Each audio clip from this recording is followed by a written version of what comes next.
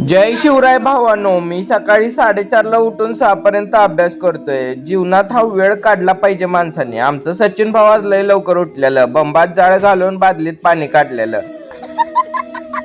मग म्हटलं आज लय थंड आहे, म्हटलं ब्रश करून पहिला चहा घेऊ. ब्रश करून असा पहिला चहा घेतला आणि ग्राउंडला जायला निघालो. भावांनो, जीवनामध्ये आपण शरीर संपदा कमवली पाहिजे. पैसा कमवून आपण लास्टला शरीर वाचवण्यासाठी आपण तो पैसा खर्च करतो. त्यासाठी आपण पहिल्यापासून शरीर कमवले तर आपले कमवलेले थोडे काहीतरी शिल्लक राहते. आज रविवार असल्यामुळं आज उशीरनं घरी चाललेलो. मग घरी गेलं पाणी काय तापलेलं नव्हतं, कारण की ग्राउंडला जाताना आंघोळ करून जात नाही.